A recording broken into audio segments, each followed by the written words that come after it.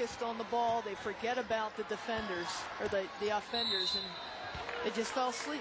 Leslie fouled by Allison Bales with 28.4 seconds remaining. And you can see Lotta's already feeling it. She's looking at the bench saying, yes, we have got this. This is going to be our biggest win of the entire season, going 2,000 miles across country to beat the LA Sparks. They have not won a game since July 16th at Indiana. Lisa's free throw is short. And she's still one rebound away from a double-double. Not that that matters a whole lot tonight when they're losing to Atlanta. 15 points, 9 rebounds, and now 16 points. And Atlanta calls a timeout with 28.4 seconds remaining. Marinelle Metters wants a 22nd timeout.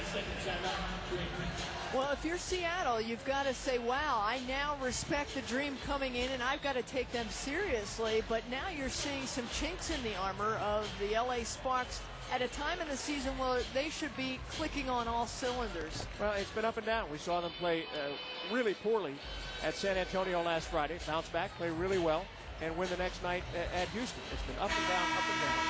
And this is a team that has underachieved all season long.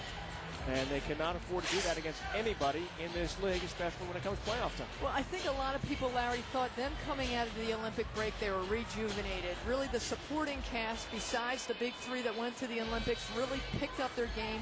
They came out strong against Sacramento, got that win. Came out strong against Minnesota, got that win. They were protecting the home court. And as you said, they've got those lapses where they just can't pick themselves back up. And this is perhaps the biggest all season. 25 seconds to play.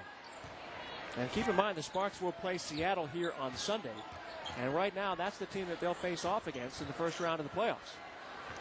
So how do you approach that game? 8 on the shot clock. Atlanta's milking it. Well, credit the dream. They came in with a great game plan, and they were led by Benny Lennox, and they never gave up. Time running out.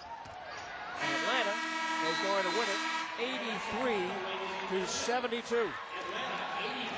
They pick up their 4th win of the season. So they are now 1-16 at home this year, 3-13 on the road, and they'll close out their season at Seattle. They've got a lot to celebrate. That's a big win for the Atlanta Dream, the franchise team.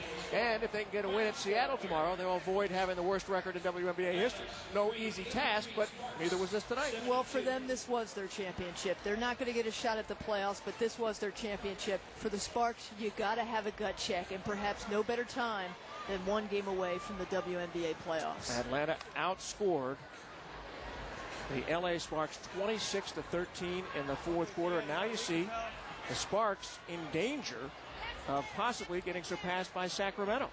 Sacramento just a half game behind the Sparks.